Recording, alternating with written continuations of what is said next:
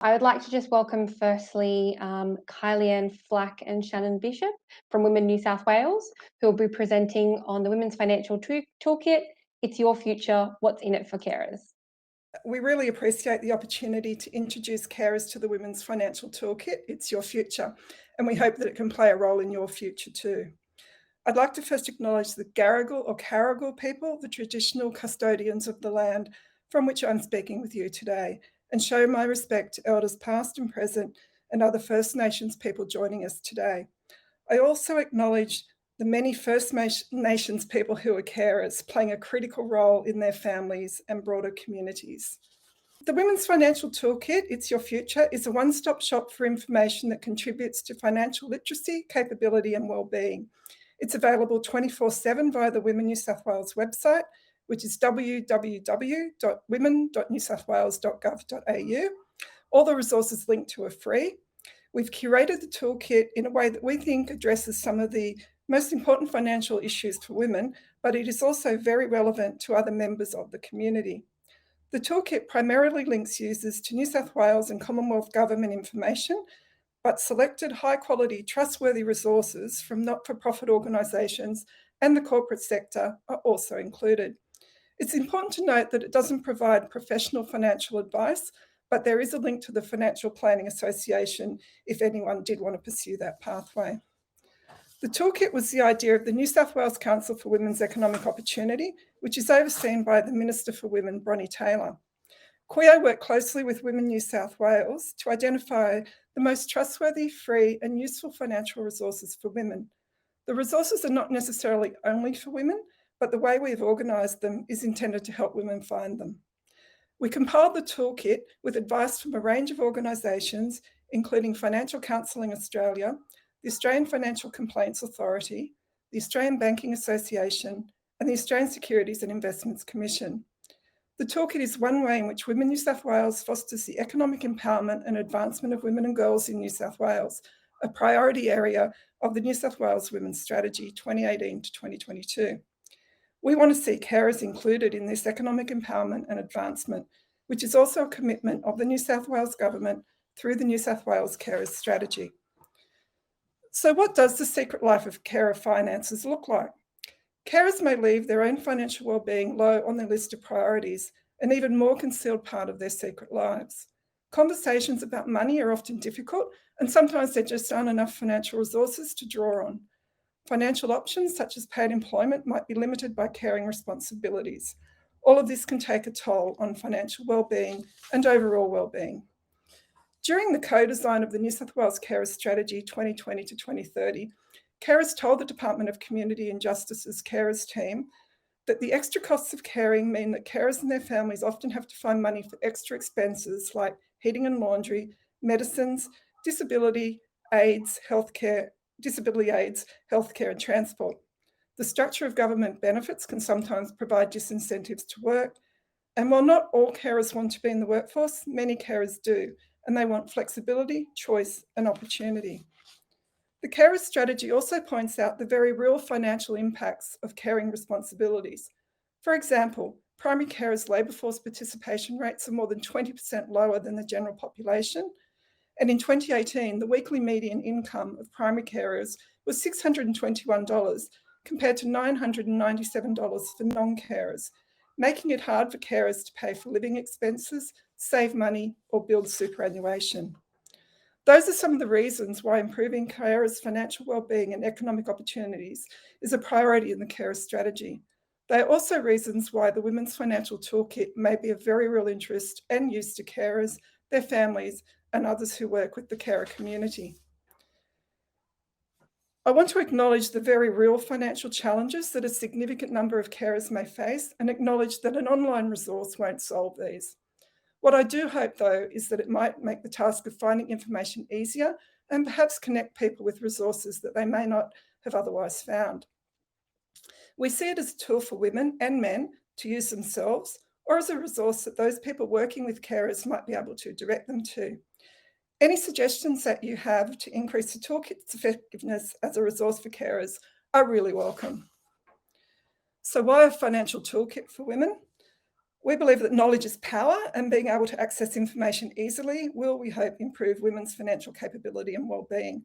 This presentation will provide a tour of the toolkit, followed by a focus on areas that may be of most interest to carers.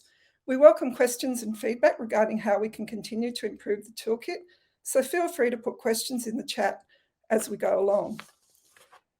So basically, we're adding a link straight up to the Women's Financial Toolkit, which will link to Carers New South Wales information. They have some really terrific resources that can help people with financial support, paid work, planning ahead. So that's partly how the Women's Financial Toolkit works. Basically, what it does is present information in 3 different main sections. There's Everyday Money Matters, Unexpected Issues, and Planning for the Future. So what we've tried to do is put into a whole lot of different categories and easy menus that you can move through to find links to information like Carers New South Wales, or might be Service New South Wales, etc. So just as one example, the Carers New South Wales information is available at carersnewsouthwales.org.au, and as you can see there, it's got a range of information on financial support. Next slide, please. It has information on the benefits of paid work, rights in the workplace, care to work, the Carers Plus Employers program, one of their great resources, Caring to Employment, a toolkit for carers, and Carer Advantage, a webinar series empowering carers to achieve work goals. Next slide, please. One of the next key resources on the toolkit, which is in the first section, Everyday Money Matters, is ASIC's Money Smart resources. They've got quite extensive resources to help people with a range of issues, ranging from a budget planner, choosing a financial advisor, comparing fees and the risks with different superannuation funds. They've got a superannuation calculator where you can look at how much super you've got and how much you might need to maintain different standards of living in retirement. And it also has a very handy function where you can check to see if there's any unclaimed money. You can search for lost shares, superannuation accounts you may have forgotten about, and life insurance. Next slide, please. Another really great thing that ASIC have done is this money management kit for community settlement workers. So perhaps if you're in a non-gov that works with refugees, for example, and you know that there are a lot of carers in that community, then this is a really great resource to help with money management issues. The kit has audio content and photo stories in 16 different languages, including English. It was developed for community settlement workers who work with new arrivals, and it can also be used by teachers, welfare and health professionals, those who provide general financial literacy education, and those who teach English as a second language. Next slide, please. So another one of the, move on to the next one, please. As I already mentioned, there is this, sorry, Shannon changed the slide order around, sorry. The Australian government has this handy Find Your Lost Superannuation facility, so I encourage you all to have a look at that one. Next slide, please.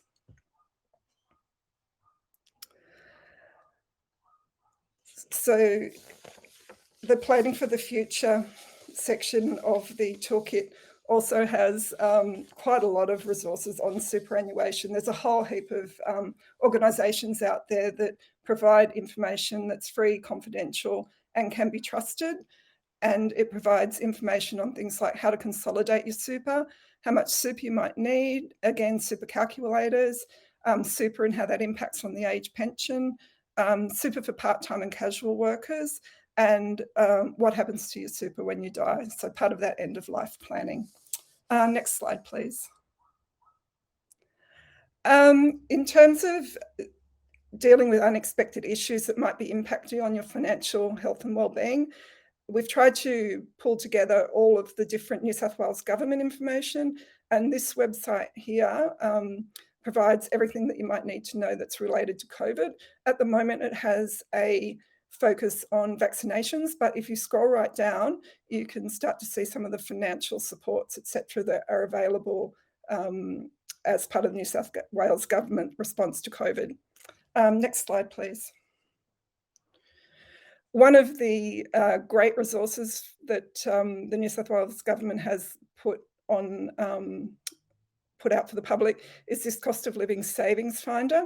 So it's really handy. You can answer, so I think it's 6 questions, and basically find out if there's any rebates, concessions, etc., that you might be eligible for. That could be anything from toll relief through to discounts on different licenses and fees.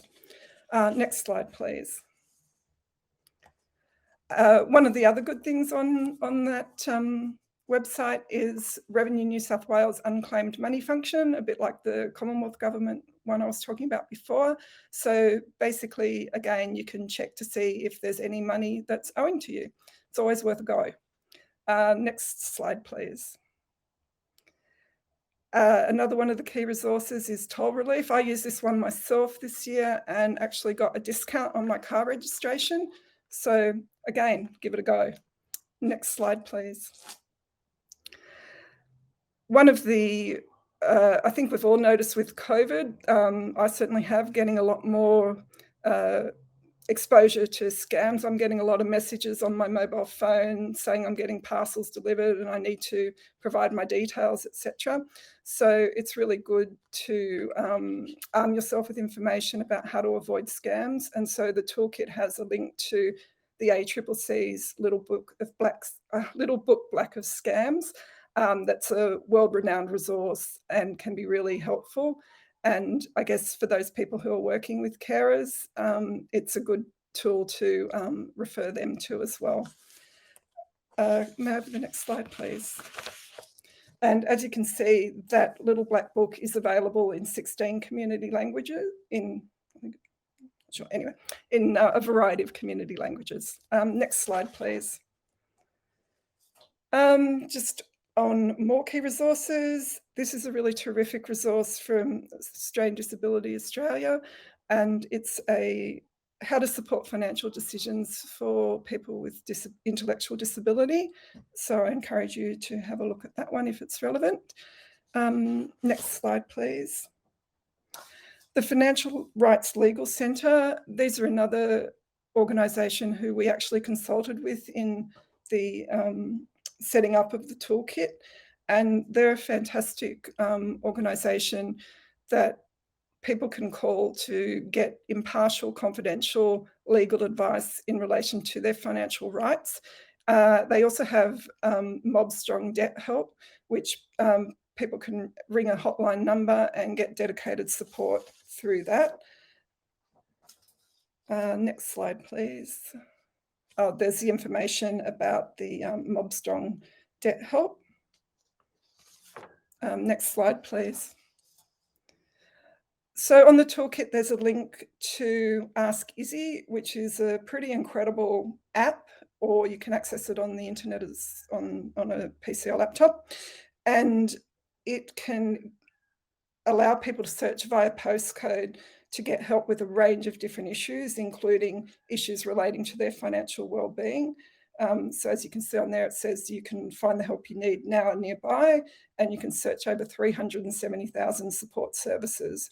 So that's a really terrific thing to know about. Next slide, please. Another critical issue that may impact on some carers is the issue of financial abuse. And again, I guess our philosophy is that it's better to be armed with information, and hopefully by developing an understanding of financial abuse and being able to recognise the signs, then things like the toolkit might play hopefully a preventative role. And it also provides the links that you might need if you are in that situation.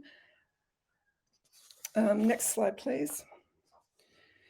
In the Planning for the Future section, the major links in that section are to the New South Wales Government life events information. So that can cover things like starting and growing a family, schooling, jobs and career, serious illness and energy.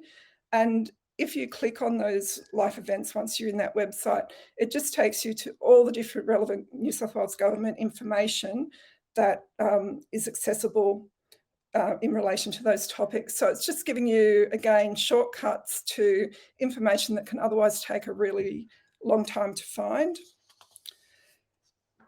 Next slide, please. Right. Sorry. So we've come to the end of the presentation. I'm sorry that I wasn't able to take you through the actual toolkit, but I really encourage you to jump on and just explore the toolkit yourself. It's pretty self-explanatory. And if you do have any questions, feel free to contact myself or Shannon. And yeah, if you've got any questions now, I'd be happy to answer them. Thank you. Hi, Kylie-Ann. I've just started one of the questions, but I'm happy to also read that out to you if that would be easier. We'll fix Thank on you. the question. Thank you so much for your presentation today. It's been fantastic. There's just a question from the audience asking, is there any avenue to get this information and assistance for women who have limited computer skills? The way New South Wales government websites work is that they do have to meet those, core accessibility requirements. At the moment, we haven't taken it any further than that. But if there were particular concerns or particular things that people are interested in, we'd be really happy to hear about it. And you can listen to everything on the website by clicking on the listen button. And also if somebody needs access to a translator, we've got the TIS number on every page so people can refer to that as well.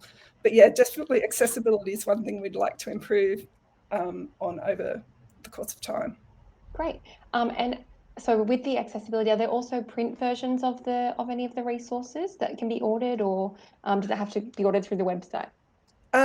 Well, basically because our website is just linking Yeah. to a lot of other websites, it would be dependent on what those other websites actually offer. Great.